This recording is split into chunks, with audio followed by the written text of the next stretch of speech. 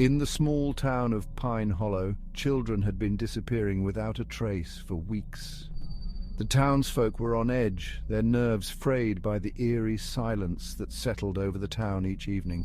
It was as if the very air held its breath, waiting for something terrible to happen. It began with whispers. The children, in their innocent play, spoke of a tall, faceless man who lurked at the edge of the forest. They called him Slenderman, a shadowy figure in a suit with impossibly long limbs that seemed to stretch into the night. The adults dismissed these stories as mere fabrications of young minds influenced by tales around the campfire.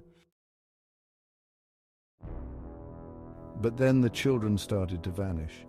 First it was little Emily Thompson. Her parents had tucked her into bed one night, only to find her room empty the next morning, the window ajar and curtains fluttering in the breeze. No one had seen or heard anything. Then it was Jack Peterson, who had been playing in his backyard. His mother had stepped inside for just a moment, and when she returned, Jack was gone, his toy truck abandoned in the grass.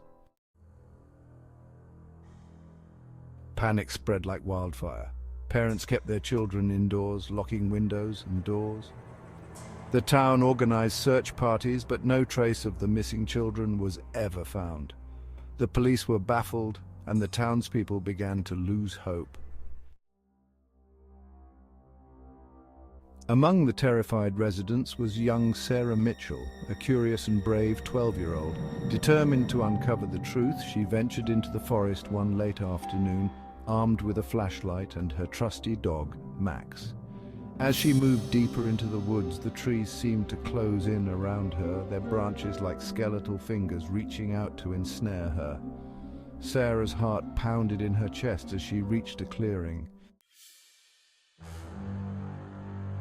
There, in the gathering dusk, she saw him. Slender man, he stood unnaturally tall, his featureless face turned toward her. Paralyzed with fear, Sarah watched as he extended a long, thin arm, beckoning her closer. Max growled and barked, but Slenderman paid no heed. With a sudden, swift movement, he snatched the dog, and in an instant, Max was gone. Sarah tried to scream, but no sound escaped her lips. She stumbled backward, her flashlight flickering as darkness closed in. The last thing she saw before she blacked out was Slenderman looming over her, his blank face devoid of emotion, yet somehow exuding a chilling malevolence. When Sarah awoke, she was in a dark, damp cave. She could hear the muffled cries of other children around her, but their faces were hidden in the shadows. Slenderman stood at the entrance, his presence a looming spectre of despair. She knew then that there would be no escape. Pine Hollow was never the same. The town fell into a somber silence, haunted by the loss of its children. Parents mourned, and the once lively streets became desolate. The story of Slenderman became a cautionary tale, a grim reminder of the darkness that lurks just beyond the edge of the light. And Slenderman? He remained in the forest, watching, waiting, his insatiable hunger for innocent souls ever present. The children of Pine Hollow were never found, their fate sealed by the shadowy figure who defied all attempts to stop him.